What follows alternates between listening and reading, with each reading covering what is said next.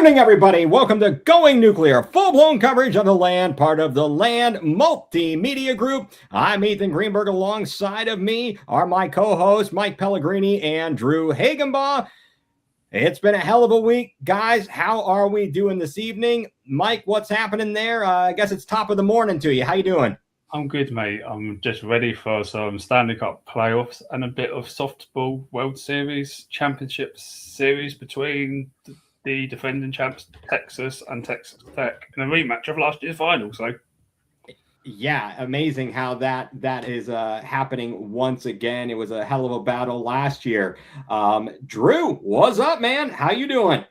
Doing good, man. You know, getting ready to enjoy my 3-day weekend coming up. So I'm excited. Gonna relax, hang out, chill. It's gonna be a great time.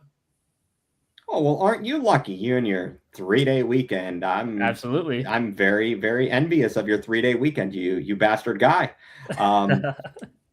So it's been a heck of a week in Cleveland sports. Obviously, the big story, which we will get to here momentarily, is the Myles Garrett trade that hit us like a ton of bricks on Monday. Felt like this isn't going to happen. This just happened. But we'll get to that momentarily. There will be plenty of time to go over that, to discuss that. I think we should start on a positive note here. Let's talk a little bit about Cleveland Guardians baseball, guys. After the Guardians looked kind of crap during a homestand against Washington and Boston. Yeah. They go to New York, where they've struggled to take on the Bronx Bombers, to take on the Yankees. Now, granted, no Aaron Judge. And the Guardians held their own, and more so. I mean, they won 2 out of 3 games. They only lost 2-1 today. They were right there. They just couldn't get a hit off of Carlos Rodon today. They got, in the words of the immortal Bob Uecker and his character Harry Doyle on Major League, we got 2 goddamn hits. You can't say goddamn on the air. Doesn't matter. No one's listening anyway, which is kind of like this. So, guys, what do you make of the Guardians, the results in New York, and what they're kind of mounting at this point in terms of players finally starting to break out of some slumps, it looks like? I mean, if you told me we're going to take 2 out of 3 in New York, I would have said you're crazy. So, especially against their 3 top pitchers. So, I mean, going in there and facing Schlittler and going in there and facing Garrett Cole and Carlos Rodon, like, taking 2 out of 3 is fantastic. Especially scoring 9 on Schlittler or 6 on Schlittler before he leaves. And, you get 6 on Garrett Cole, I believe. 6 on Garrett Cole. I can't remember the score line at this point. 9 between the 2. 9 between the 2. But, again, 9 between their 2 main guys is crazy enough. But, yeah, like you said, guys are starting to break out.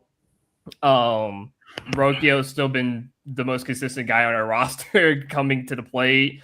Guys like Bizana have stepped up, especially in this series. I mean, look at, was it game 1 where you got that double down the line that cleared the bases? So, I mean, guys are stepping up. The rookies, again, I've always reiterated this on any show I've been on. The rookies have been phenomenal. They've stepped up in massive ways. DeLauder, Bizana, Parker Messick. Like, these guys are coming alive. And, when other guys start to come out of their shell, like Jose's and Kyle Manzardo and maybe, hopefully soon, Steven Kwan, this team is hard to beat. It's one of the most difficult teams to beat. So, I'm excited. Definitely. What about you, Mike? What were your takeaways, other than, in addition to or the same that is what Drew kind of, stated? Yeah, like since we've made the lineup changes of taking Kwon out leadoff, I feel like it's helped Jose a lot. Like his production's definitely gone up. He's now batting 245. I think he was around 220 like a week or so ago. So that's definitely helped his production by moving Kwon down to is he batting 7 or something now? It's been back and forth between 7 and 8. Yeah, definitely. It's definitely been good. The best things I can take away from these games is one, Jose seems to be picking up some steam. He had one of the two hits that the Guardians got all day today. Again, as you said, he's up to 245, and then you're seeing a guy come off today. Manzardo, he pinch hit, but he hit home runs in the first two games of the series. He's finally picking things up. He's got his average up to 238, and while you're saying to yourself 238, that's a vast improvement. That's a vast improvement, and I mean, quite frankly, last night, even in a win where we scored a bunch, we win 5-4 last night. The 1 and 3 hitters, Bazana and DeLauder, were over. The bottom of the lineup, Quan, Bailey, and Rocchio, 0 for 12. Yet we still got 5 runs. We had hit a bunch of home runs there at that bandbox in New York. It's a Little League park. So I'll take it. Like you said, Drew, and we talked about before we started, if I told you could take 2 out of 3 there, I'm going to take 2 out of 3 going to New York, because that they're looked at as the big bad guys, as it were. And so to go in there and to take them down is really important. It sends a message. Thing is, we went baseball. We came out of the homestand at like 2 and 4. Correct. Avoided a sweep by the Red Sox in the final game. Right. And I was like, great. The last team I want to be going to after that is to New York. And to get 2 out of 3, definitely take it for sure. Yeah. Oh, absolutely. I mean, you look at it, of the teams that are above 500 in the American League, Seattle's 33 and 30, as I'm looking at it right this very instant. Chicago, 33 and 29, which is just absurd. I have no idea. The Guardians at 36-28. And in the AL East, Tampa at 36-23 and New York at 37-25. Tampa, surprisingly, what'd you say? They got swept by the Tigers. I mean, am I recalling that correctly, correct. guys? That's correct. Yeah, that's crazy. And they're 2-8 in their last 10, so they're kind of getting back to reality, I think. Yeah, I believe so. So the Guardians are positioning themselves well. And what I was thinking is, if Jose continues to get back toward his average, if Manzardo can continue to bat well, let's say he's even in the 260 range, right? Bring it up a little bit more, continue to do that. If only Quan could get things going consistently, you are looking at a very formidable lineup. It's not packed full of home run hitters, guys that are going to hit 40 bombs, but it's guys who have the ability to hit the long ball. They have the patience at the plate. They run the bases well. That's what we're going to need with this team. That's just how it's going to be. It's going to have to be guards ball. And obviously, I think, the White Sox, they're 2 games out right now. Have they played already today, or do they still have to go? Are they still playing this evening? Let me take a look here. Maybe they have an off. I'm trying to look at. I think they got an off day. They have an off day. Okay, all right. And next up for the Guardians, they're going to go to Texas. Hopefully, it's not sweltering hot down there. Is the new Texas Stadium? Is that a retractable roof by any chance? Do they close it for the heat? So, yeah. Yeah, and I think they close it for like heat wave games or hot games. Thank goodness, because obviously the ballpark I first knew when I was a kid in the 80s and in the very beginning of the 90s, before the ballpark at Arlington, which was not this stadium, but the prior. I mean, you go down to Texas, it's just blazing hot. So if they at least have a retractable roof there, that's saving grace, kind of along the lines, same as Houston as well, when you go in there, especially as an opponent, and quite frankly, even as the home team. As long as there's no garbage cans to be banged on in the dugout. Chicago goes to Philly next as well, so that's gonna. Be interesting for them. That's good because Philly's playing a little bit better. They're starting to come into form. Obviously, the Guardians did a good job in Philadelphia. I think they're positioned well, despite everything. They're positioned well. Now, certainly, guys are coming down, but Chase DeLauder coming back down to earth a little bit. Travis Bazzana, he's still solid. Obviously, he didn't have a great game yesterday, and I don't think he had a very good game today. Or did he just? He wasn't in the leadoff spot. They put Fry up there, which was interesting, but what did you guys? They wanted to get him more at bats because I didn't actually listen to the full quotes, but apparently the manager was talking about how he wanted to get our best right-handed hitters at the top of the lineup against a lefty, and I'm like, okay, so you're putting Fry at lead off, you're putting Reese Hoskins behind Jose, and then Manzardo and Chase DeLauder are not even in the lineup.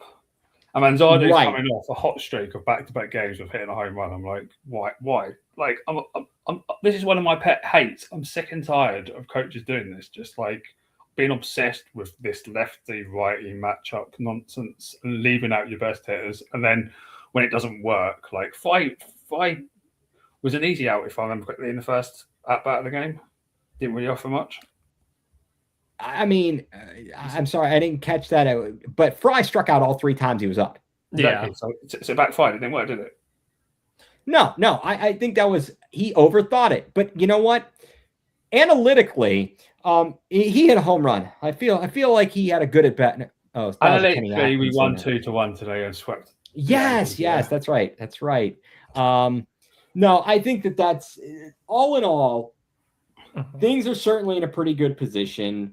And I hope, here's my hope, and you guys tell me what you think. My hope is that the team continues to play well. And by the time we get to the All-Star break, we're right there. And the front office, the ownership make the decision like they did a la 2016 to add a piece or two to the puzzle from a team that's faltering to push us over the top. Whether it's a pitcher or a hitter, I think it. I don't know what would work best in our case. Certainly, I'd love to have a reliable power hitter, but I don't know who's going to be available and what you'd have to give up to get said player. So it might be an arm. Arms seem like they might be easier to come by. You never know there. But the Guardians, obviously, that was kind of it's been a highlight of the past few days, again, with the poop show that we've kind of had to deal with in coming out of Berea. Dia is doing a Dia things. So are we like scared of the Yankees at all? Do we think that when they're like Aaron Judge gets back in the lineup, do you fear them amongst the best of the AL? I mean, certainly they're up there in terms of their record, but where do you kind of see the Guardians in the pecking order? I'm not necessarily scared of the Yankees, especially without Aaron Judge, and depending on how his injury is or what the injury is, because I think they still don't know yet. I think they're still waiting for the results to get back. But if it is what's it called, TOS, it's like a 9 to 10 month injury, and it could be out for a while, but with surgery it's 9 to 10 months, and they said some guys who have that surgery don't come back normal. Like when they come back, they're like a totally different person. Like some guys who have who was the catcher we had a couple of years ago? It wasn't some Cam guys Gallagher. Don't come back Mike Zunino. It was Mike Zunino. I think he had it. Okay. And I think before he had it, he was like a 270 average hitter, and he was batting like a near like 750 at least OPS or something. And after the surgery or whatever, obviously, of course, the Guardians decided to go get him.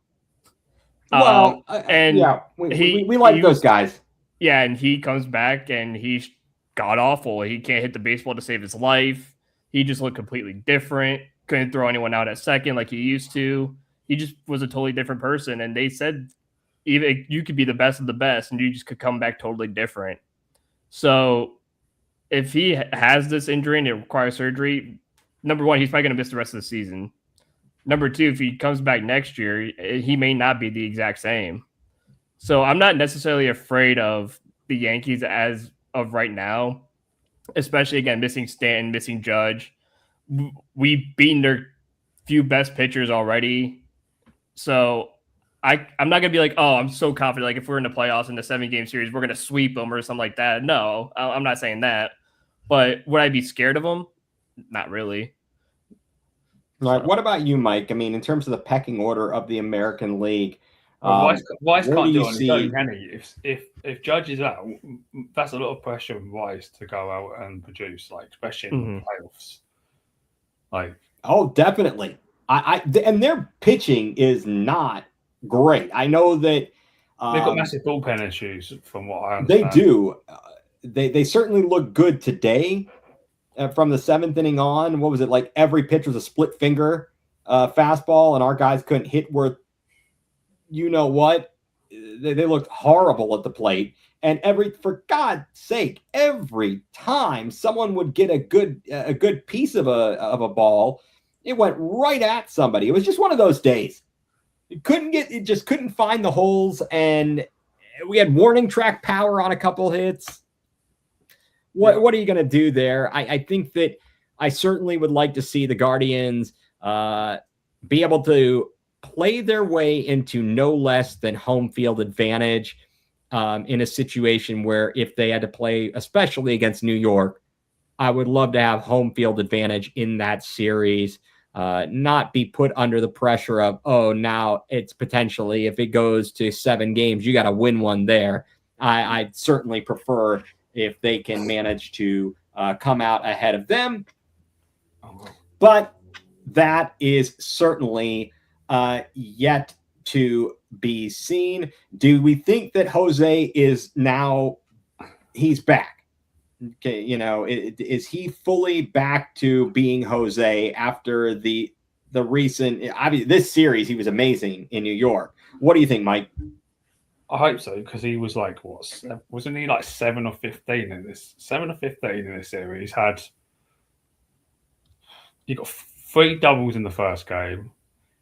He had 3 hits in the second game, and he got 1 of our 2 hits today. So I sure hope so, because he's the main guy on this team.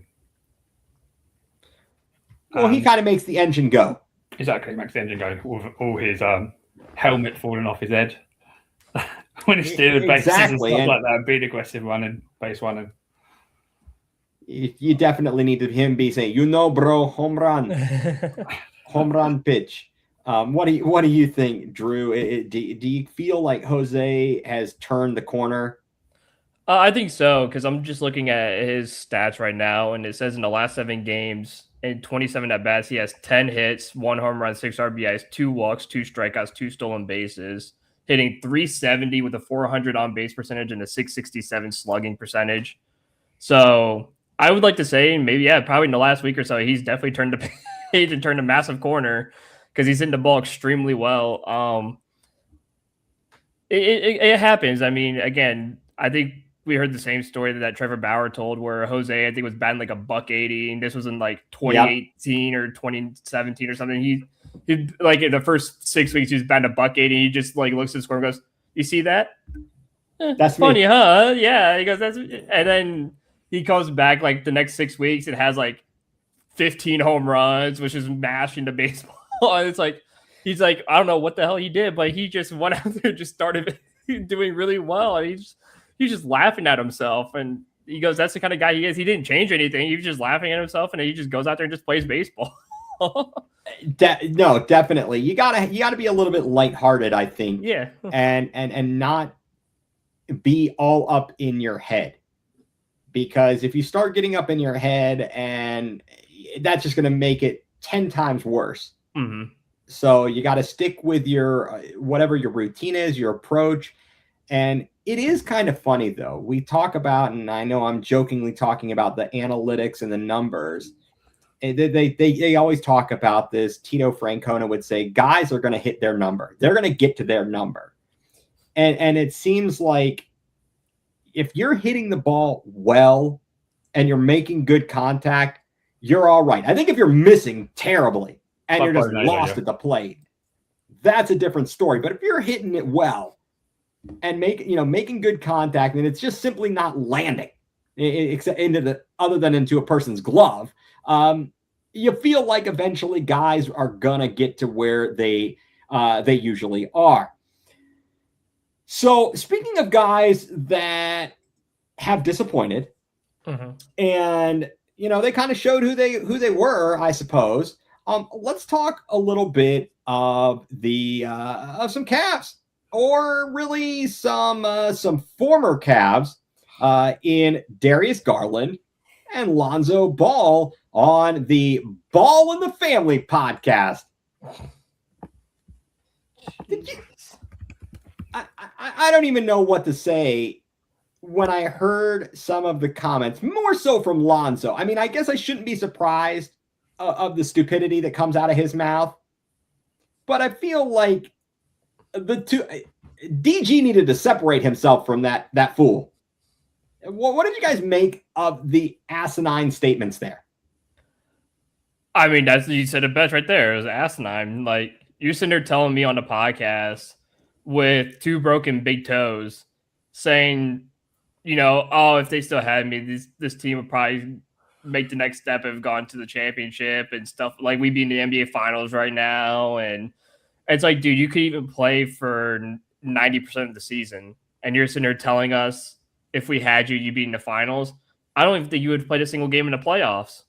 I mean, you barely played 4 or 5 games for the Clippers when we traded you. So I don't think you have the right to say something like this. And then Lonzo, you just never even got picked up after we even dropped you. So I don't even know what you're trying to say. Dude was averaging 1.5 points per game. Oh, dude, sorry, but even defensively, as soon as you would get the ball, you would turn it right back over anyway. So it's not like you were going to help. He was absolutely brutal. Mike, what did you make of some of the comments there? I don't know, really. Lonzo Ball's stats for the Cavs are pathetic. He was shooting 30% from total percentage and 27% from 30. It's apparently, according to his stats, which I'm looking at currently, in 35 games for us. Well, yeah, and he was supposed to be. Go ahead, Mike. Production was not great, was it? Really?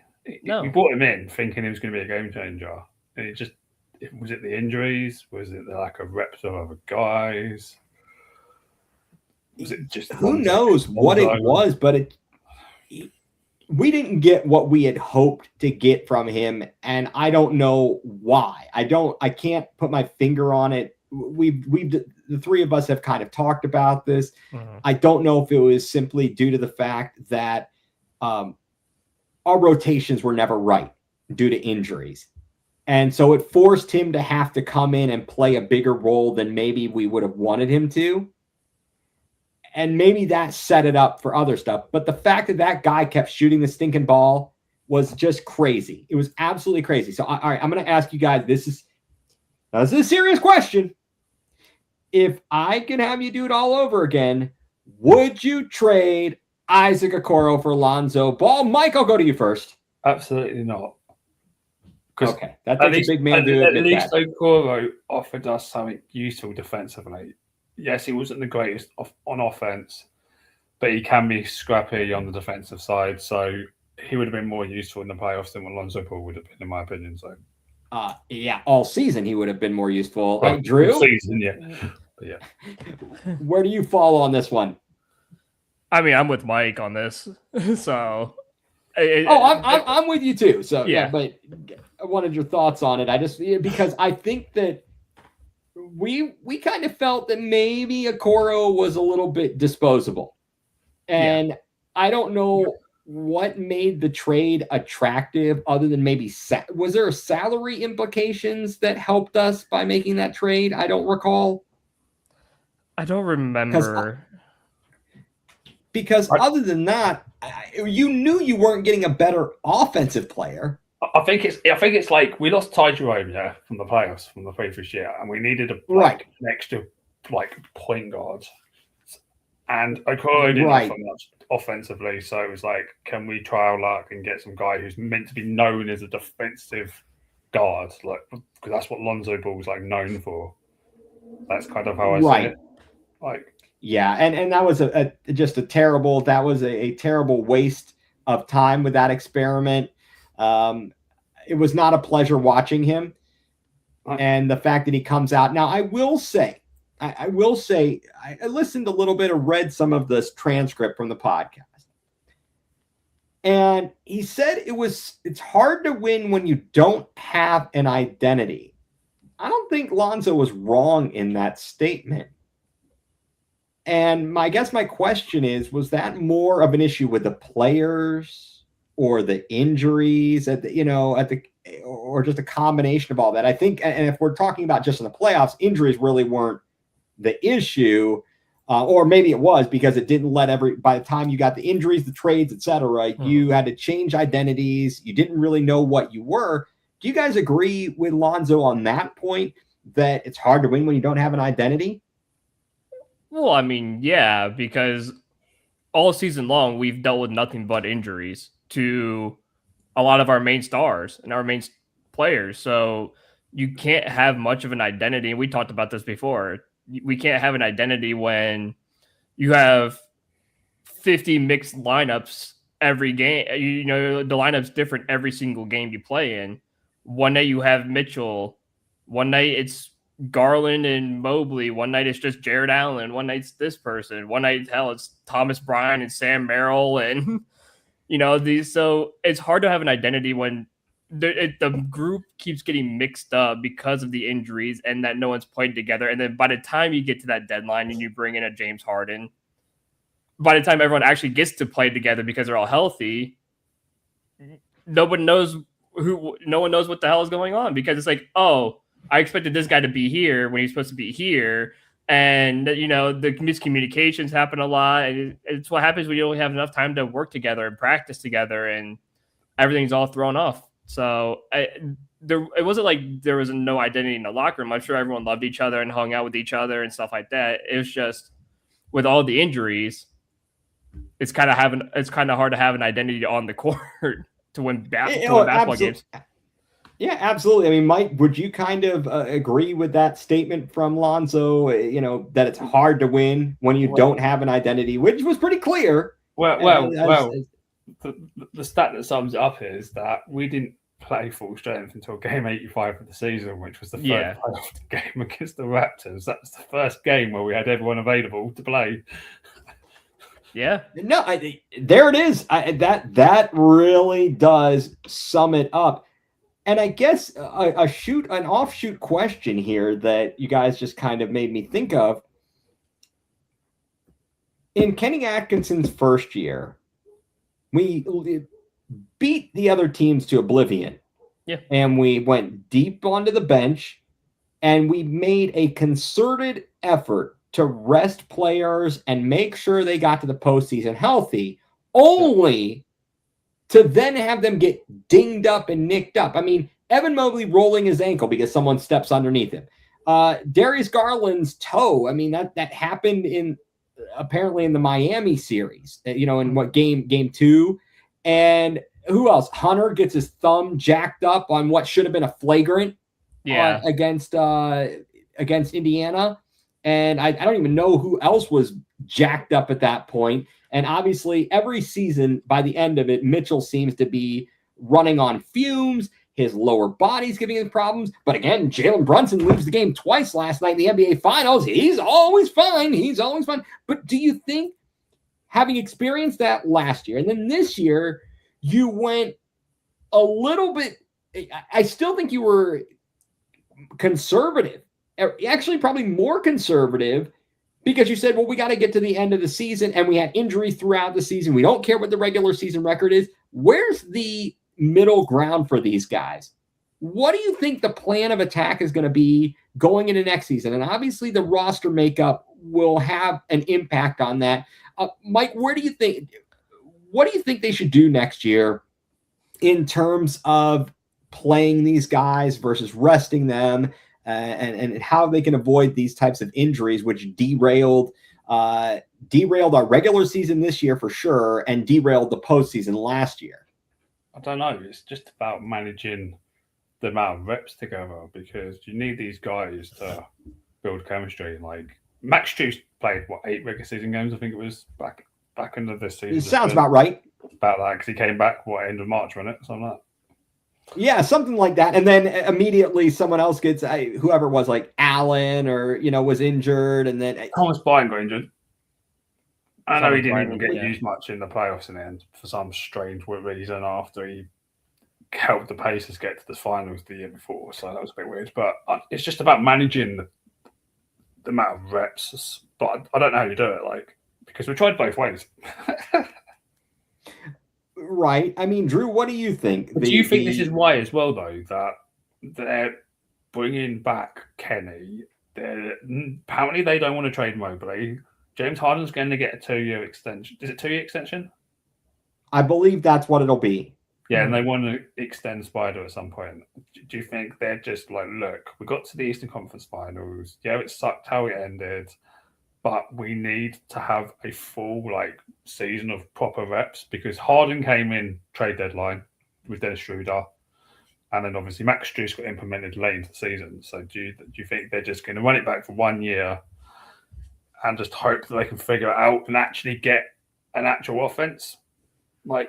Because they got the offense Drew had no identity, did it really? And Lonzo Ball said, in the playoffs, what was the identity of that offense? What was it? Stanky leg, driving kick, hope for a pick and roll. I don't know, Drew. Where do you come out on Mike's question? Well, I mean, I take a look back. Oh my God, I can't talk. I take a look back to 2 seasons ago when we first got Kenny. The ball was moving well, everything was flowing, nobody was really injured at all, and like you said, we beat the crap out of teams. We went undefeated for the first almost 20 games. 15 games of the season. Everything was going completely right. Again, there was not many injuries. Everyone was playing together. You didn't change anything really. I think the only thing that changed was you brought in Ty Jerome later on or whatever and whatnot. But I think you can ride with the same hand and ride with the same players.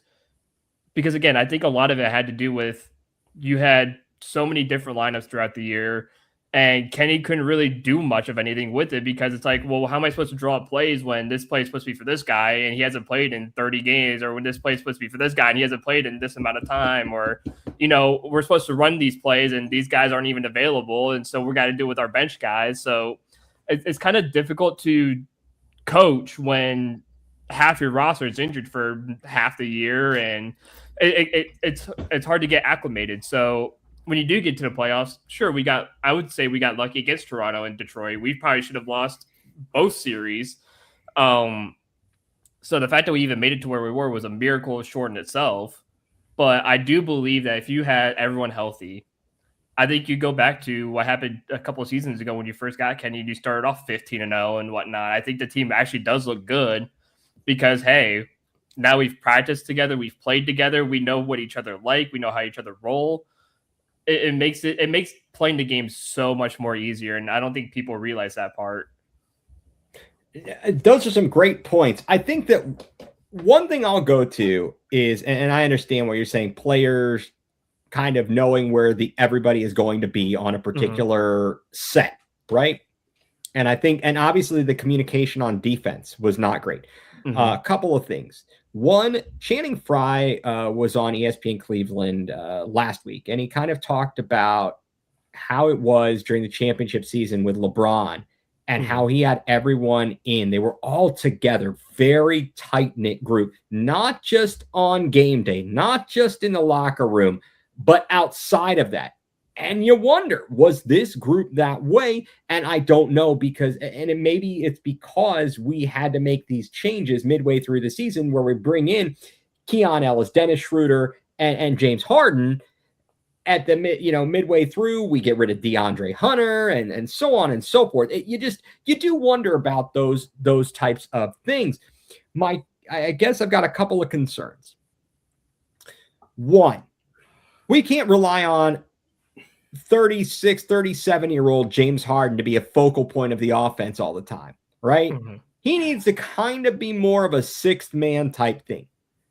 You have to have, honest to God, Evan Mobley can't just be, Dr. Jekyll and Mr. Hyde. He can't be a magician. He can't have a disappearing act. He has to show up every single game. You absolutely have to have Mitchell and Mobley every single night. If those two are still on the team, those two have to show up every single night. Then you have to have your role players.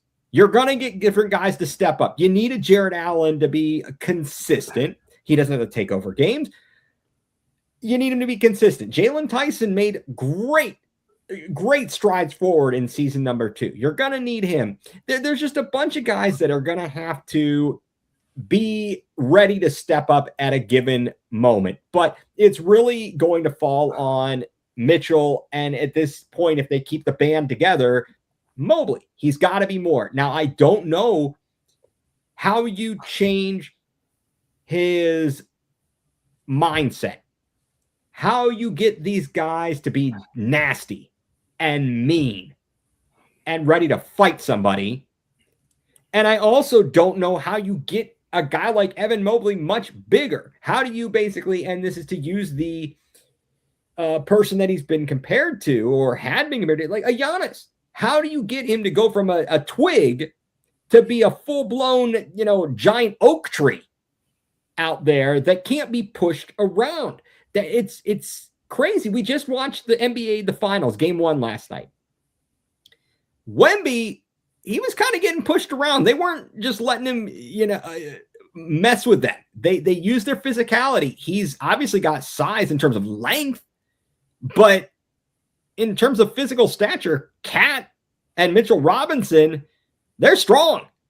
They're strong. So I feel like those are some big questions the Cavs are going to need to address. And I don't know what they're going to do to the roster. If they keep the main part of it intact, what are they adding? What are they subtracting? We've talked about, Dean Wade, he's out on Twitter. He's, them's fighting words with people, which I love. I just wish he would take that attitude on the court and not be afraid and act like he doesn't realize he belongs on the floor, because he can be a very valuable player if he actually has a little bit of confidence. And you asked what the offense was and the identity. It was crap is what it was.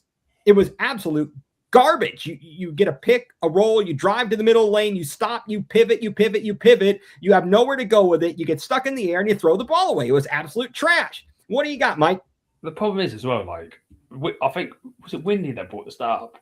That before Harden trade, the Cavs were 7th in pace of offense, and we dropped to 22 or something after the Harden trade. So the offense is complete. That's telling that the offense has changed, right?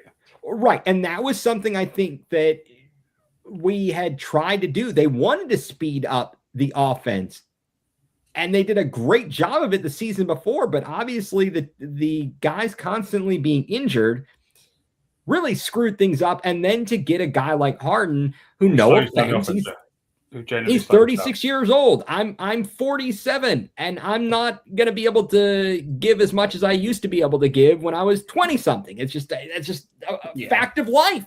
It's an absolute fact of life. But did you hear the rumors going around? Apparently the Cavs inquired for Drew Holiday and Derek White trade instead of Harden when they made the James Harden trade, and I would have preferred either one of them, to be honest. Oh, I certainly would have taken one of those guys. I would have. Drew Holiday is a defender. I love that guy. Derek White, he's a streaky shooter. I like him. Certainly, those guys would have been very very good for the Cavs, just overall, I think.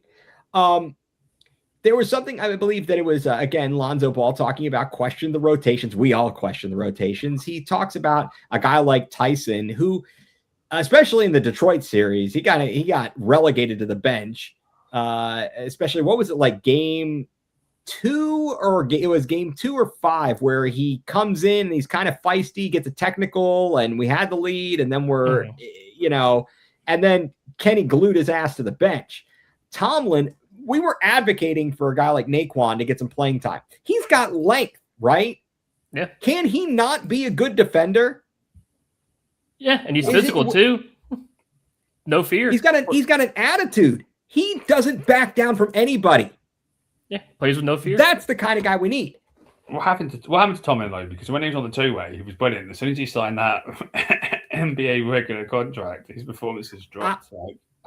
I'd have to look at when that was. That happened right around the time I think we made trades, and again, these rotations were screwed up. And he was going to be a streaky shooter, but we needed him. His biggest asset right now, this past season, was when he was aggressive and on offense and defense. I think you just need more of that. He needs time to develop. He just needs more time to develop. Pops is the guy that I'm looking at for next year. Who are you looking at for next year? Tyrese Proctor. Proctor, yeah. I want to see him. He needs to make a big leap as well, because he's got size as a point guard, whereas like Craig Porter Jr., he's small.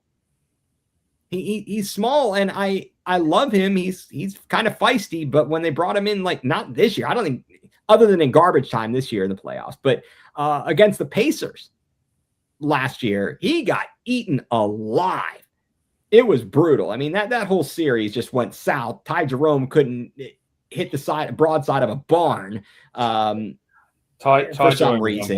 Ty Jerome was unplayable in those playoffs. No, he was. He couldn't score at all. Like every time he came in, the offense just went tits up. No, it was that I cannot believe the transformation or what happened from the regular season to the postseason. DG said it was a tough watch. He only watched a little bit. But then that's okay. I get it. Yeah, that is, I understand. He said he got his joy back. I'm scratching my head. Do you think it was that? I mean, he was still had injuries, but what do you make of him suggesting? And this is just my extrapolating what he said. He's somehow suggesting he had lost his joy in Cleveland. What? Because you had pressure on you and people expected you to play well, and then you didn't play well and they gave you crap about it? I mean, what do you make of him talking? I got my joy back. Well, I think it's both of what you said. I think it was the commonality that we were expecting him to be, great, because he started to come alive since the All-Star break in Cleveland, where him and Mobley and Allen did the All-Star gate thing, whatever, and he performed. And then after that, he was performing very well in the regular season and in the postseason and stuff like that. And we expected him like, hey, this kid's going to be really, really good. He's an All-Star level caliber player. He needs to play like an All-Star. And then he kept getting injured, and he would come back and be the worst player you would see in a while. And it's like, he couldn't live up to it, and I think it caused that joy to disappear. So it's like, I mean, I get it. You had all these expectations placed on you, and you started to get injured, and you started to stink it up. But that's the whole thing of sports, is like you bounce back from those injuries and you get back to the high caliber player you were, instead of like, ouchie, my toe hurts, please help me. Like, you're not going to get help in this league. So if you're going to be great, be great. Guys have played through so many injuries and have played well. I mean, we've seen the videos of Kobe taking free throws with a torn ACL. Same with Klay Thompson. Like, I'm sure those guys didn't even want to leave the floor at that point. But you're telling me because your big toe hurts, you don't want to play basketball anymore. And the expectations, are too high now, because we expect you to actually, be Darius Garland and play good basketball. So like, yeah, you go to a place like LA where there's very little expectations of you because you have Kawhi Leonard. Especially the Clippers. Yeah, especially the Clippers. So you don't have those expectations on you. So yeah, you have your joy back because you're not expected to do anything. which is why you missed the rest of the season when you got traded. I have no problem with his toe injury. It was actually, I mean, the fact that he had to have surgery on it, I get it. So I'm not going to call him out for that. Yeah. I guess I'm just like, that sounds like a lame ass comment to me. Mike, I mean, what did you make of him saying, I lost my joy. I got my joy back now.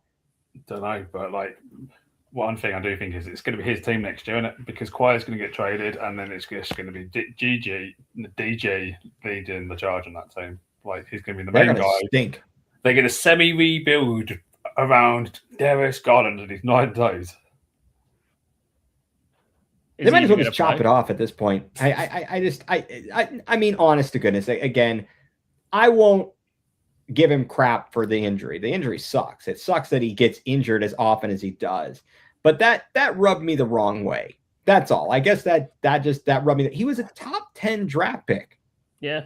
You know, I mean, and he showed he could do some amazing things, but again, the fact that he was injured so often, just that's difficult.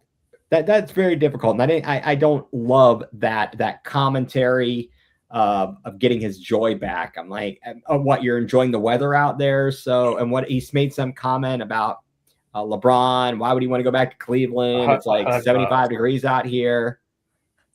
Well, guess what, GG? He left Miami to come back to Cleveland, and Miami's hot. And guess what, DJ? He's from here, so he's used to the weather. Yeah, just because he comes back here for a year or something doesn't mean he has to sell his house in LA. Yeah, I'm sure he still has a house in Miami too. Yeah, absolutely, kind of crazy there. Off of or moving a little bit away from the Cavs, what were your guys' thoughts? And we already touched on a little bit about game 1 of the finals and how I mean, to me, I'll just throw my shot at, throw something out there right away, which I hate to admit. I mean, the Knicks seem like they are on a roll of rolls, and I don't think it's all luck. They're playing great basketball, and I'm going to be very upset probably because they're probably going to win the title. But just what did you make of game 1? Where do you think, or how far do you think the Cavs are away from being in the finals and winning a title? And what do you think is going to happen in the rest of the series here, I guess? Mike, what do you, I'll go to you first here on this one. Unfortunately, I agree. I think the Knicks are going to win the NBA title this year for the first time in 47 years? 1973, I believe, was their last 73, title. I thought it was 79, but yeah. So it's one of them. Just one of the two, 73 or 79.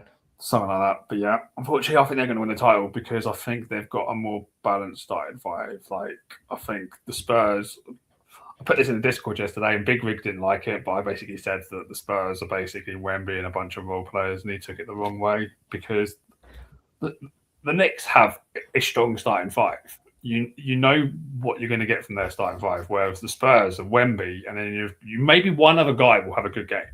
But they don't have that second star player. Like the Knicks have Catway, who's clearly their second best player. Like the Spurs don't have that. They have a bunch of guards who on any given night can have a good game, but you don't know who it's going to be. And I feel like in the series against a team like the Knicks, you have to have that identity of a second guy that can go out there and dominate his will. And I don't think San Antonio have that outside Wemby. So unfortunately, I do think the Knicks are going to win this series. But if Brunson gets hurt, it could change. But we saw that. I kind of wanted him to yesterday a little bit, but when he got his two injuries, but unfortunately he soldiered through it and ended up being the best player on the court still somehow. Like when DG would screw his toe. Well, it seems like Brunson and Mitchell are very similar in that way. Like they'll get dinged up and play through it and stuff. But I don't know. Drew, where do you come out on these types of things?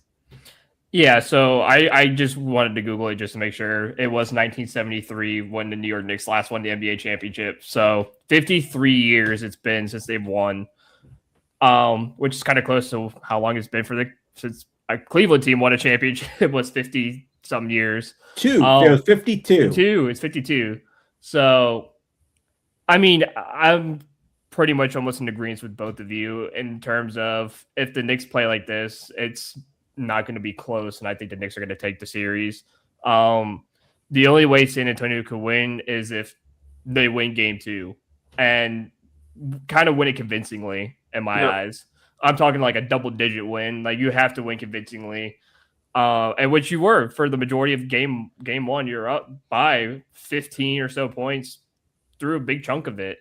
And you just, like the Cavs in game 1, you let it slip away, and that gives a team like the Knicks so much confidence. And when you give a team like that so much confidence, they're going to come out in game 2 and not miss a shot. Like, they're going to make everything. And when guys like Landry Shamet and others are making buckets every time they touch the ball, it's impossible to beat. I mean, he's averaging 15 points in these playoffs in the last series, and now in the final. It's unbelievable. I mean, they even made that. The one guy hit a 3 off the glass from the corner yesterday. Yeah. I'm just, my gosh, they can't miss. It seems like it's one of those runs. It just does, and you wonder if they're going to run out of gas, a la and the luck, kind of sort of like the Pacers last year. Yeah, you wonder if they're going to be able to get through it, and I think they've got the horses to do it. The problem is a little bit different last year. The other problem is they've got the massive advantage of less games. Like, they've played 4 games in the last 23 days. Oh, yeah. It's like they're gonna have a lot more energy to give in those closest games. Like, San Antonio needs to get out to early leads and then keep control of the game, because if the games drag on and they're close late, the Knicks are going to have all the extra energy to give to grind out the wins. So, I mean, what happened to us? Exactly. They swept the series before. We went to back-to-back game 7, so we came into that series completely exhausted, and it definitely showed that we got swept. Because all the Knicks had to do was keep those games against us close, and they had more energy in the fourth quarters to just pull away and make it look uneven. Oh yeah, it was a horrible set of circumstances, and it just was a real butt kicking there, which I hated to see and to admit. And funny enough, guys, if you probably did know this, and I'm sure you read it somewhere. Do you remember the last time that the Knicks were in the finals? Who were they playing? Spurs. And they did lose. That was a crazy season, because I think that was. Did they say that was a strike shortened season? Don't know. I think. But also, I believe so. Am I correct as well? But the last time Mike Brown coached in the finals was also against the Spurs. As the Cavs coach. Yeah, that's right, coach. Yeah, exactly. And they got swept. So everything is working right now for the Knicks. Let's just say that. And I think that's the best way that we can put it. Moving forward, I just wanted to touch on this a little bit here, Mike, because it's the sports world. It's interesting. How are things going? We've got the women's softball college softball World Series. Game number 2, best of 3 rematch, Texas and Texas Tech. That just got underway. Did that get underway at 8:00, Mike? It did. And the bad news for you, mate, Texas Tech have just taken a lead in the 3rd inning, so they were up 1-0. Okay, Drew, I know you haven't watched as much of it, but I mean, this manager, Jerry Glasgow, for Texas Tech, the way he handles this pitching it seems absurd to me. Between Caitlin Terry and Nigeri Kennedy, he screwed himself yesterday. He screwed himself yesterday because Kennedy couldn't even come back in the game. Oh my gosh, that's brutal. How did he manage to pull that one? I don't know, but it got to a point where she was on 27 pitches or whatever, and he couldn't bring her back in. It's like, maybe he felt like, I'm not going to bring her back in. I don't know. The guy, I don't understand him. Obviously, over on the Texas side of things, Tegan Cavan, she pitched a complete game, 3 earned runs, 3 hits, 2 walks, 2 home runs, 6 Ks in the game 1 win, as Texas, again, trying to repeat in the women's softball World Series, College World Series. So, yeah, we'll see how that one plays out here. Is it common for managers to rotate like that? So use the starting pitchers multiple times? I don't know. That's a good question, Mike. I don't know how many managers do I that. I only got into softball last year, and I only watched the World Series tournament. So Right, and I'm kind of I will say I'm a novice as well, and so I can't say for certain if other managers do the same, but certainly this it seems odd the way he handles it, and but obviously he's been there for 2 seasons. They've been in the World Series final both seasons. So, I mean, credit to him. Obviously, what he's doing is working. If you look at their batting averages, it looks like murderer's row. I don't think I've got anybody in the lineup hitting less than 300. oh, I was going to say, are they just below the Kyle Manzardo line of 200? No, they're not below the Manzardo line. No, they're very much above the Manzardo line. Kind of crazy stuff, but we'll see how that goes. I know that we won't touch on this because there's no point really discussing this. It's stinking lucky Vegas Knights leading after one period in game number 2 in Carolina. It was funny. It was funny because I was sitting there watching the game and I was like, "Well, the shots are 6-1 to Vegas. I bet you Vegas will go and score first." About 10 seconds after I thought that, what happens? They go and score the first goal of the game. I'm like, you've got voodoo power, mate. The first period's just finished. And it's 2 shots to 6. I know. 1-0 up. I was thinking that earlier too, Ethan, where he said, "Oh, Stuart Fairchild's going to get out," and then right after he said that, he hits a ground ball single through the gap. I did it on purpose because it worked previously when I did it. I said this guy. I think it was from Manzardo or someone. I was like, yes. I was like, he ain't going to do anything with that bat. Might as well end anything. So I thought, I knew try it again, and it worked. So I was like, brilliant. Why can't you do it during like a bases loaded situation? Exactly. Well, you know what, Drew? We did a lot of trash talking on opening day, and it seemed to work. We did. We did do a lot. It worked. I feel like that worked out well. Speaking of things that didn't work out well, or they might work out well. The big news in Cleveland, of course. The Browns, Myles Garrett traded. There was a lot of smoke, but there were some people who said, I was told this, I was told that. And it was like, okay, I don't think they're going to do it. We didn't get any defensive end help in the draft. Why now? Why do it now?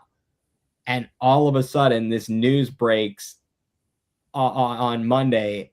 And how shocked were you guys? I mean, I know I was just blown away at the moment. But I'd love to know what you initially were thinking when you heard the news. So before I went to bed on Sunday night about 4 a.m., I saw loads of smoke about the Eagles and the Rams being interested in Myles Garrett. And I was like, because obviously the restructure of the contract, the 1st of June was coming up. Apparently it was easier to trade Myles on the 1st of June, blah, blah, blah, blah, blah. But I was like, what actual value are we going to get from trading him? Because, if he goes to either one of those teams, that, in my opinion, they're instantly going to be an NFC Championship team for the near future, the next few years, because that's how good he is. And they're both very good teams anyway. And I was like, if everyone's talking about 3 first-round picks, is it worth 3 first-round picks to trade Myles Garrett, in my opinion? For us, no. Because those picks are lottery picks at the end of the day. You don't know what you're going to get. They're going to be back of the first round.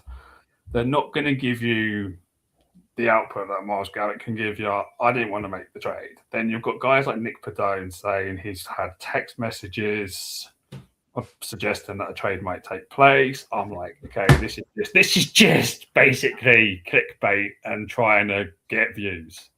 So I went to bed. I was like, okay. Woke up in the mornings, saw same stuff again. I messaged you 2 in the chat going, I'm going to send a voice note about Myles Garrett. I don't think it's going to happen because I think 3 first-round picks isn't enough. There's no value into it.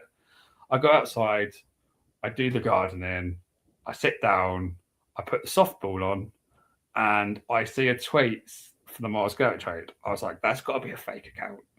When I clicked on it, and Adam Schefter, I think it was, or had tweeted about it. I was like, was it him or was it Rappaport? It was one thing. I think it was Rappaport. It could have been both.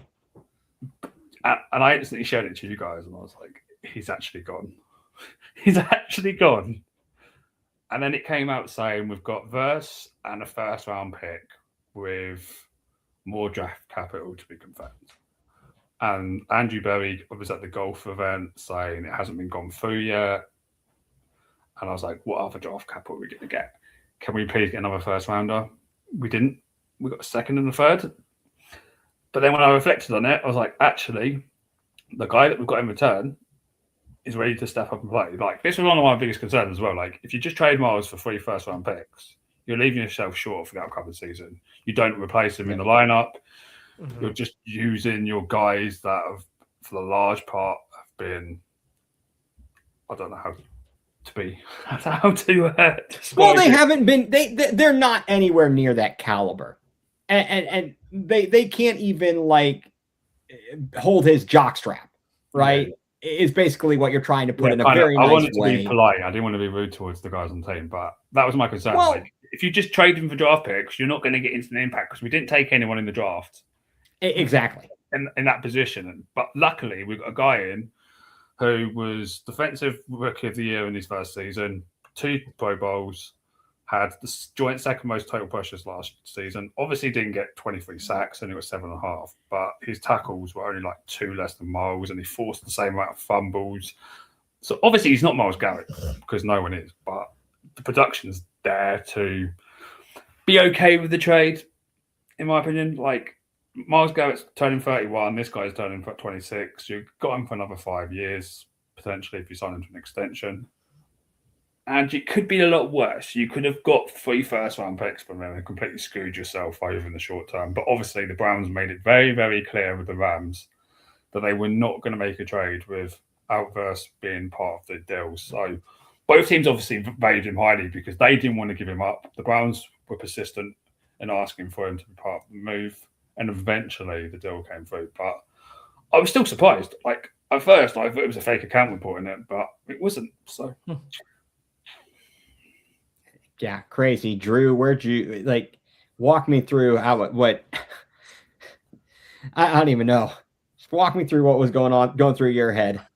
So, yeah, when I woke up to Mike's text message, I was like, yeah, Mike's just screwing with us at this point. So I was like, I'm just gonna be like, yeah, no, this ain't. And then I saw the account name, and I was like, oh, it's Rap Sheet. And I'm like, of course, it's Ian Rappaport's actual Twitter account.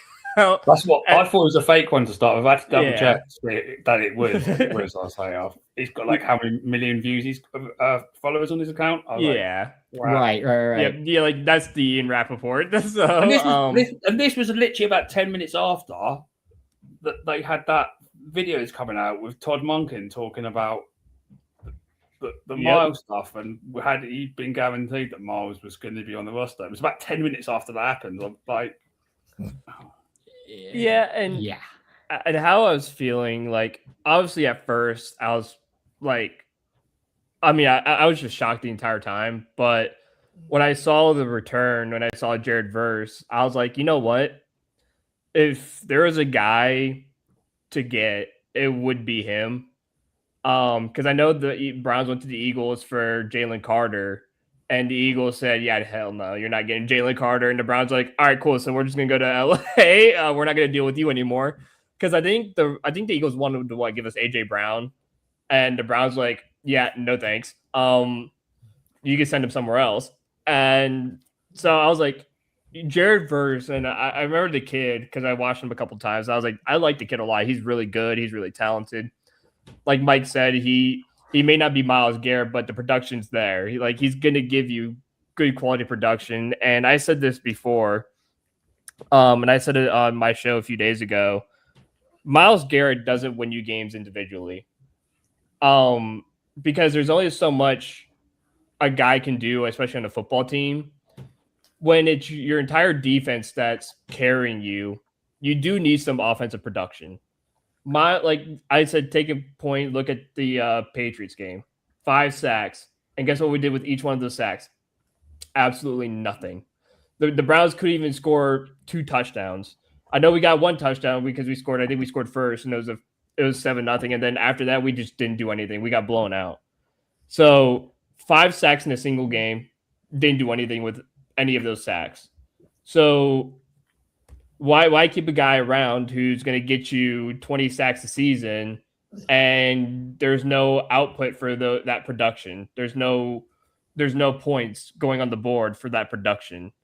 You're basically just wasting a guy's career to break records and finish with only 4 wins because you got a guy who's a 5'2" quarterback who can't make a 4.5-yard pass.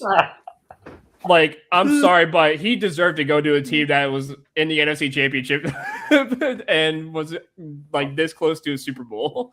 So it's all about the team itself. And I'm sure Myles loved it here. I know he reiterated 1,000 times that Cleveland was his home and stuff like that. Same thing with Nick Chubb. Same thing with David Njoku. But these singular guys can't win you ball games by themselves. And don't get me wrong, Myles was probably happy with the defense he had in Cleveland. It's just the offense that he probably hated. So you didn't. The thing is you did it. You had 9 years to get it right for Myles, and you couldn't get him an offense to help him when he got 5 sacks every game. You gave him no offensive output, no offensive help. You decided to give up. I think the domino was the Deshaun Watson deal when you couldn't do anything after that. And everyone knew that this team was going to be bad for the next few years because, hey, we got to spend all this money and all these first-round picks on a guy who loves happy endings but can't give you one. Right, exactly. You know what? Man, I think you need to go out on a high note there, Drew, because that was a fantastic way of putting it. I know. I don't think I'm going to do it going nuclear now because I think that's the bar. I set the bar too high. I think that hit the nail on the head. I guess that one you hit. I was thinking it exactly what you said there, and again, this is what people who are saying in local radio. Tony Rizzo said it. We're saying it. Deshaun Watson is the stain on this organization. He's the piece of stain that keeps on giving and wasted years. Jason Lloyd made a point I think it might have been today on Ultimate Cleveland Sports Show, talking about people who were saying, I think who are lamenting what the Haslams are doing and basically saying, we're constantly rebuilding. And his point was, if you looked at it, everything prior to the Deshaun Watson trade was like they were spending, they were making a conscious effort to win. As soon as the Deshaun Watson thing happened, and then I think he said the moment when he got carted off the field, that's when it turned into a rebuild. Yep. That's when it turned into a rebuild. We got younger and we got cheaper with Jared Verse. He's not going to be Myles Garrett. They're going to need other guys to actually step up. What we're going to have to pay close attention to this season is the overall impact on the team, on the defense. When you don't have an opponent that has to game plan specifically for one player, you don't see a guy coming up to the line of scrimmage and pretending to do between the leg crossover dribbles or running in motion and watching the other team try and go back and forth with him. You're not going to have that. You just don't have that. It's going to take a total team effort. Mm-hmm. And this was, once they got Verse as part of the deal or a player, that made it a little more palatable. Because as we all discussed, we weren't interested in these like 3 first-round picks that are going to be late-round picks in theory because LA is going to be good. Yeah, they're gonna be good, so it's essentially a second-round pick the way it's gonna be. And I know people talk about, you use that to trade up and this, that. Get the heck out! That's so many, chess moves ahead. I want to concentrate on the here and now. And the fact of the matter is, if the Browns are somewhere in the middle, that 28th, 30th pick, whatever, 32nd, I don't know how much that's really going to help them. If they don't have the quarterback and they can't get to the top of the draft board. And we're still going to be talking about it this year. I know that next week is the mandatory minicamp. We knew that was coming up. We were wondering what was going to happen with that. Now we don't have to wonder about that. I'm glad that Jared Verse came into town, got off a plane and came in and participated in stuff, not the team drills, but the individual drills. Mm-hmm. We've got a lot of stuff to look, I guess.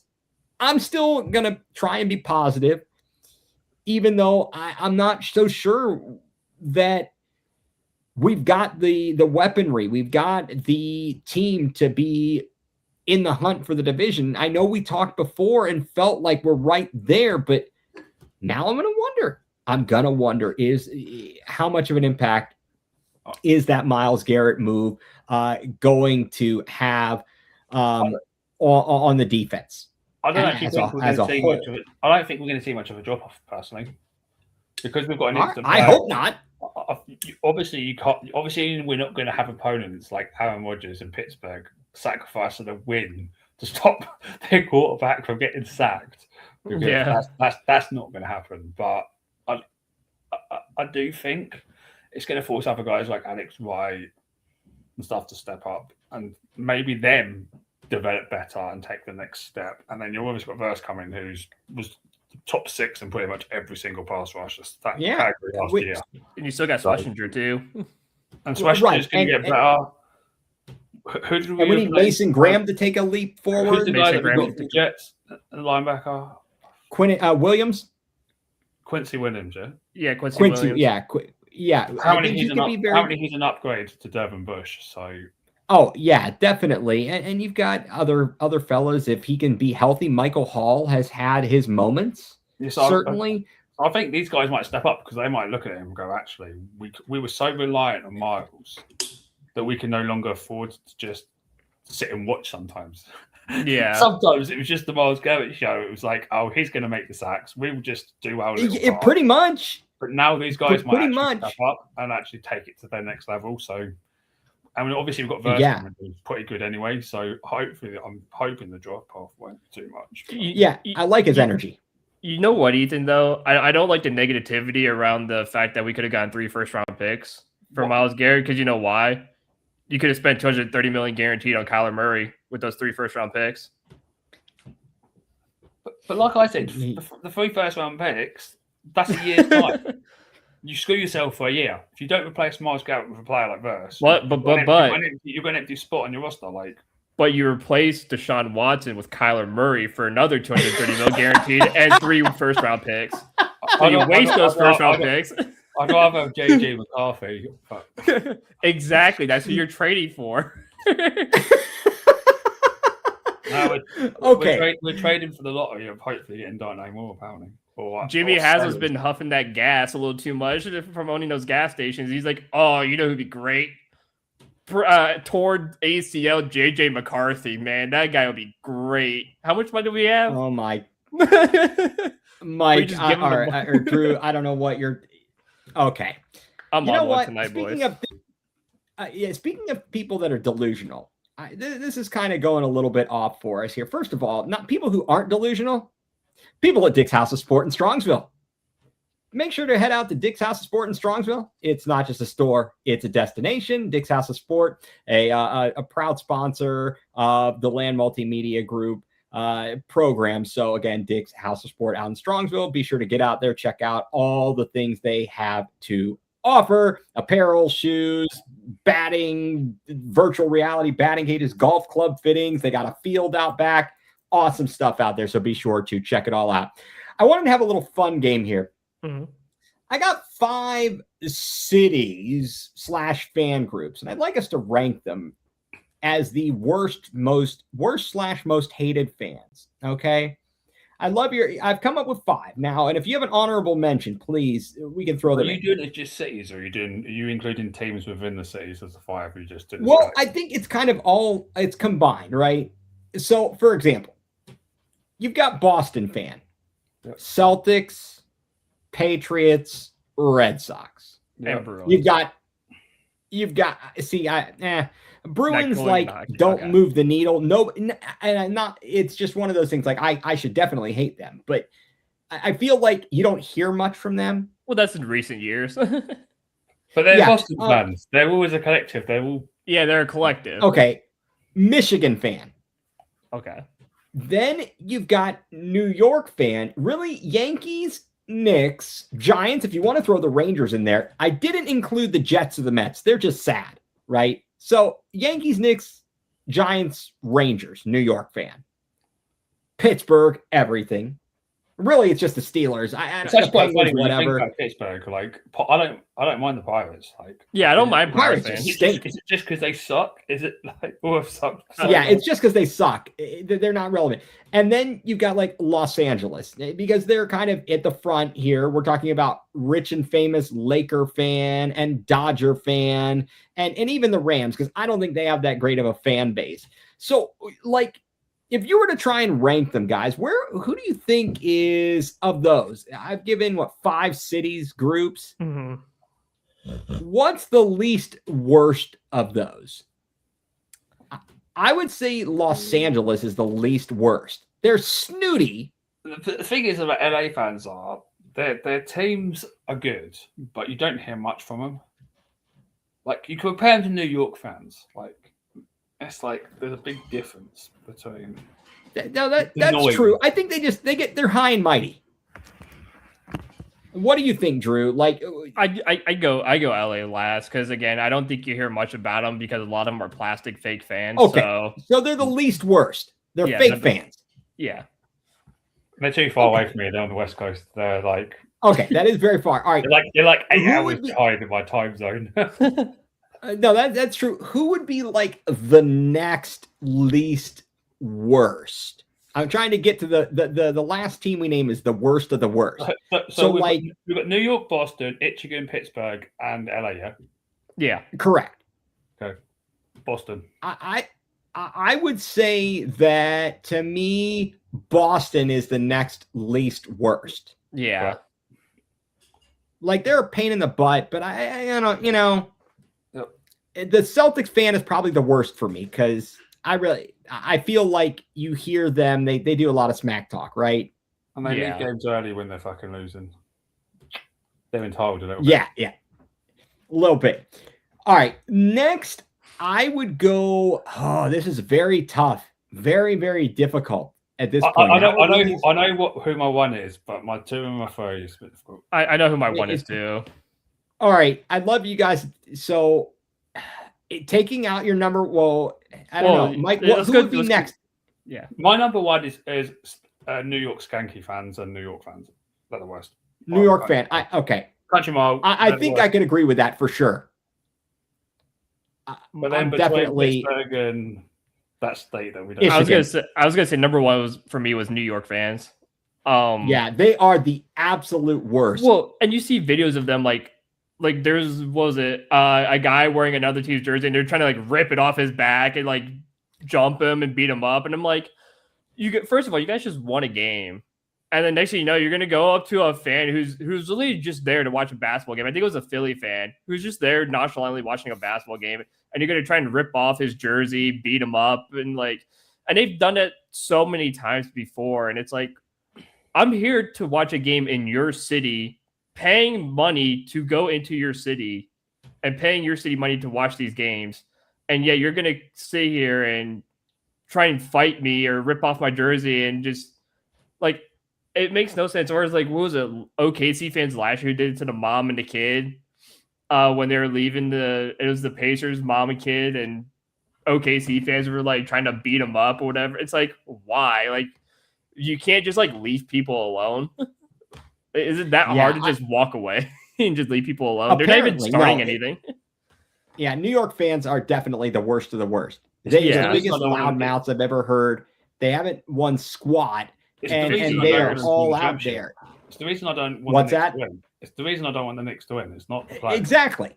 They're fans. Yeah, absolutely. So then between Michigan and Pittsburgh, I mean, they're both pretty darn bad. I really loathe. The cheaters up I north. kind of loathe Michigan more than I loathe Pittsburgh. Yeah, I think I dislike the cheaters up north more. Yeah. It's tough for me though because you're right there. Well, for Michigan, I mean, you see them once a year. At least in college, you see them once a year. Meanwhile, in Pittsburgh, we have so many different sports that we play against each other. Baseball, you have football, and hockey. That's it. Hockey technically not. Well, I guess Columbus. Yeah, I guess technically you're right. Columbus, yeah, because it's an Ohio team. But yeah, I agree. That's a good point. I think Pittsburgh fan is delusional. A And Pittsburgh they're fan is delusional, yeah. Because again, when was the last time you heard from a Michigan fan? The last time I heard it was from the Michigan-Ohio State game. That was the last time I heard That from a is Michigan. true. So you see Pittsburgh fans all the time on Twitter and stuff like that, but you don't see many Michigan fans until the game happens.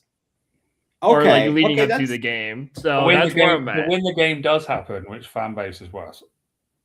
Definitely Michigan. There you go. But again, it's only a once a year affair. So bad.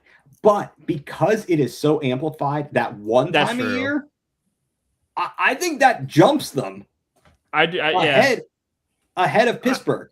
I agree with that. I mean, and then the Pittsburgh people aren't very well educated. I mean, their cousins. I mean, their husbands, cousins. Why? No, just. No, I went to Pittsburgh once. And this guy had a ring on his finger, and I said, "How's your sister?" All right, Drew. Come on now. Let's right. So if the be Browns nice here, guys. So if the Browns played the Steelers in the AFC Championship game, yeah, and the Browns lost, and then we played the Wolverines in the National Championship and lost, which fan base would be worse? Oh, Michigan. Definitely Michigan. Yeah. There you go. Oh, that's why I'd have them as 2. Well, there was the other answer is me going to the nearest bridge. Well, yeah, definitely. No, that's good. That's good. So we're gonna have to keep an eye on these hated fan bases and teams because it's good to re-rank. What's your guys' thoughts on Philly though? Because they've got to be up there, surely. They're just obnoxious. They don't bother me. Annoying. I don't hear much from them. They're ass clowns. I think New York fans are a lot louder than Philly fans. Oh, they always talk when they haven't accomplished jack squat. And I mean, to me, that's the thing. Like Cleveland hasn't done jack squat. I mean, Ohio State is the most consistent team we have. Ohio State football really is the most consistent thing we have going in terms of our rooting interests. But I'm also not going to be an ass to people.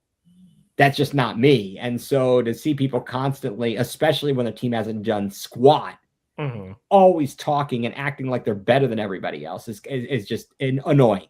And seeing a bunch of fake fans, especially in New York, I mean, that's ridiculous.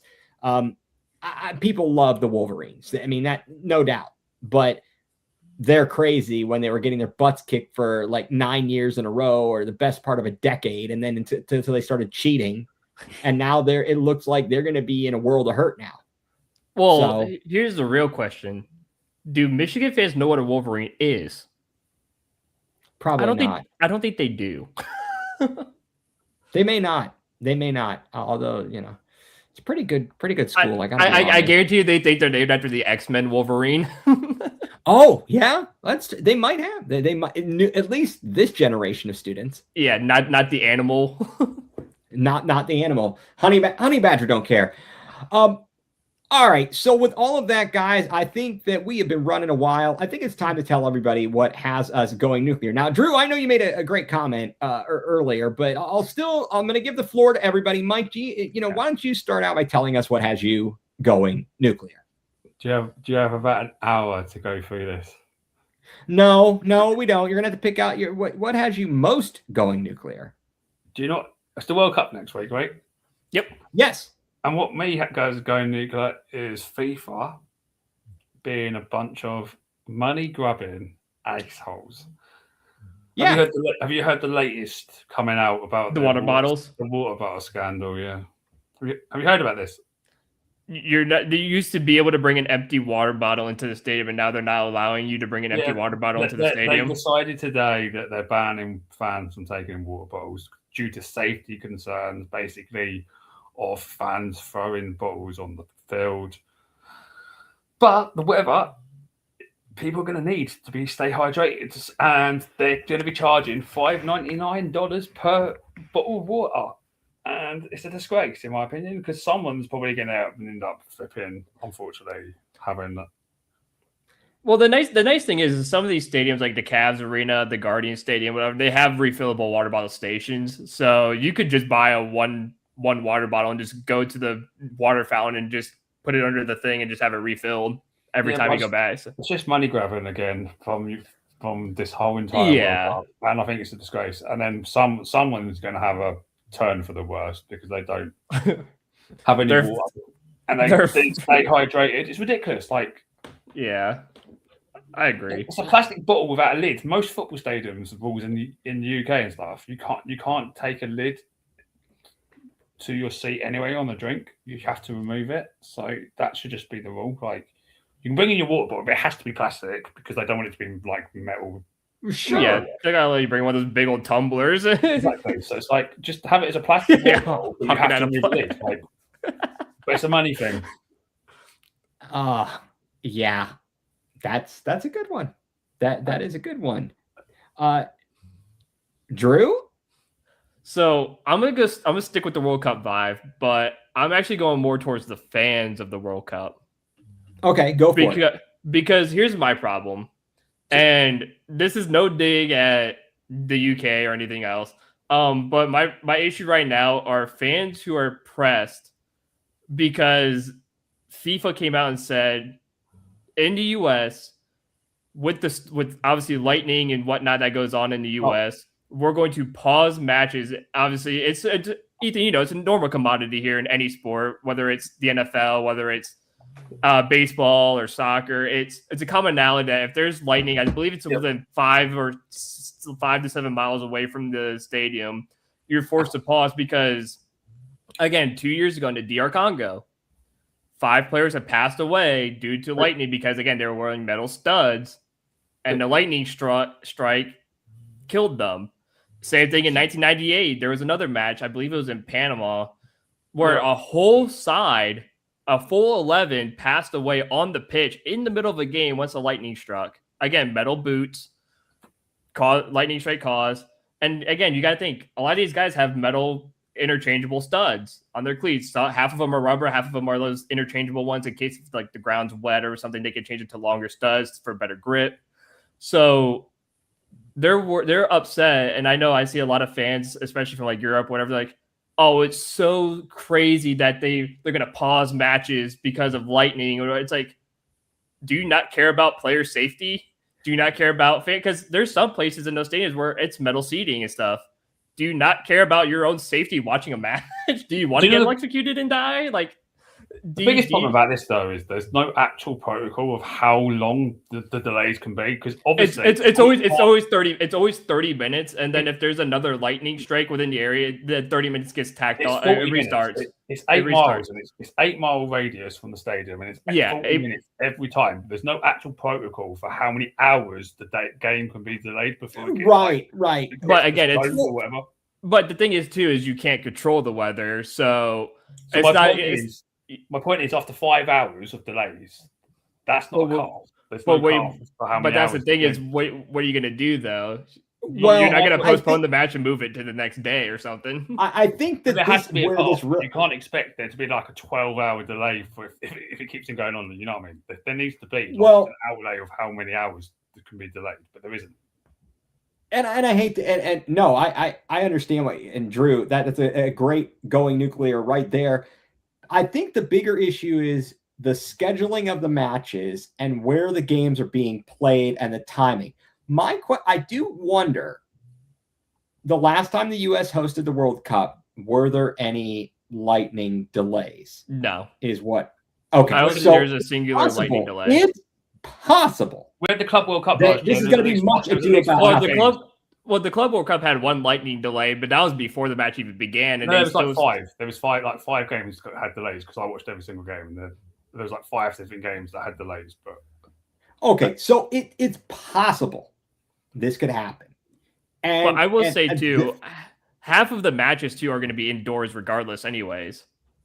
So right, no, and I think that the key is just like, if you're planning on playing certain games in certain places, that's where you'd want to have it have it an enclosed facility so that you didn't have to worry about that. And I think they'll be all right. Let's hope this is not a problem. And to your point, Mike, about the water bottle, the other issue I could see is people trying to sneak in like vodka or something. I would hope they'd have to have a rule like it's a sealed bottle coming into the thing. Like it can't be cracked at all or whatever it is. They should do, I think there's got to be a happy medium between not allowing them at all and allowing them. Well, There's got to be something. What they should do is just provide water. Like it's not exactly. Well, yeah. Yeah, no, I think that you should get a souvenir cup and be able to go and fill and you go to a baseball game, yeah, and you get all these bobbleheads and stuff, yeah. You turn up early, you get your bobblehead, yeah. Why can't they just give out a $1 bottle of water to every fan? Like it's not difficult. Oh, because then they would be losing money. But, come on, it's people's safety. Like, hydration's king. It's important. See, me and Mike care about the community. We care about safety of everybody. Our going nuclear is a positive. We're going for safety. Okay, well, you can go for safety, but you know what has me going nuclear? What has me going nuclear is happening right in front of us, right in front of our faces right now. Sleep, mate. They're going to be getting those little the freaking Vegas Knights. Yeah, maybe seeing a team that's been around for this is their 9th season and this is their 3rd Stanley Cup final. Yep. They've won one, lost one, and they're up 2-0 in game number 2, already ahead 1-0 over Carolina, and they just got in. They barely got in to the playoff. So to watch a team like the Vegas Knights, who have no business, they haven't suffered enough. They have not suffered enough to be winning this much. How frustrating is that? We're long-suffering fans. The Blue Jackets have more legacies of wins than the bloody Vegas, and the Vegas are in the Stanley Cup Finals. The Blue Jackets are watching from home. They had 40 wins in the legacy seasons. Vegas had 39. Exactly. Absolutely. So to watch a team like the Vegas Knights, it is everything I hate. It is absolutely, you've got a fake fan base. You got a bunch of like people who aren't like native to Las Vegas. I will say they like them better than they like the Raiders. The Raiders are truly a lost cause in Las Vegas. Yeah, that was a NBA team joining Vegas next. Right, and you're gonna have, and I just there are not that many people. How many people are native to Las Vegas that are in Las Vegas? Not that many. Most of them come from other places to like retire there and be in the sweltering heat and go to the casinos. So the Vegas Knights, an expansion team, 3rd Stanley Cup in 9 seasons, and they're looking pretty darn good. They're on a run. They are on quite the roll, and if I have to see them celebrate, at least they're far away and I can ignore them, but it's still frustrating. It is still frustrating. They don't reach the level of other annoying fans, but it's certainly annoying when we are long-suffering fans over here and our teams can't manage to get to the finals or win the championships in various sports. It's a real kick in the crotch. And with that is what has me going nuclear. So, fellas, it's been a good one. We've been going a little over an hour and a half here. We've certainly lasted a long time tonight, so we want to thank everybody who has tuned in for us tonight. Be sure to check us out, catch us on all the social media, and we'll be back again next week. Next week, will we be talking some World Cup? Absolutely. If we come on. So we'll be right at, like, the World Cup starts Thursday, right? Yeah, this is the only benefit for me, though. Like, if the Knicks and the Vegas do win those 2 cups, is that the World Cup basically starts on Thursday next week, and the Knicks, if they would sweep on Thursday, I think it is. Sounds that's about okay, because I'm going to be watching Mexico, South Africa, baby. My mind will just be all on the World Cup, and because I don't live in America, I won't have all the TV people talking about it, and I'll just be so focused on the World Cup. Hey. We'll be ready. We'll be focused on mandatory minicamp. What's the coverage like in the US generally for a World Cup? Well, I wasn't alive for the last one. So no, US, I mean the normal World Cup. I mean generally, like every 4 years. Like, we had to listen to Alexia Lawless and Taylor Twellman talk on Fox Soccer. Or Fox does it take over? In general, Mike, does it take over the? It's not. It's not wall to wall. No, absolutely not. You get the coverage while the games are on. There's a little bit of there's probably barely any talk about it other than highlights on like ESPN Sports Center. And unless the US starts to do something, which they're not going to. If the Knicks do unfortunately win the title, That would get more press in the World He'll Cup. get more press in the World Cup. Yep. That's unfortunate. Absolutely. Oh, it is. It's very unfortunate. So, fellas, I want to say thank you again. As always, a pleasure. And we will be back next week with more of Going Nuclear, full-blown coverage of the LAN right here, part of the LAN Multimedia Group.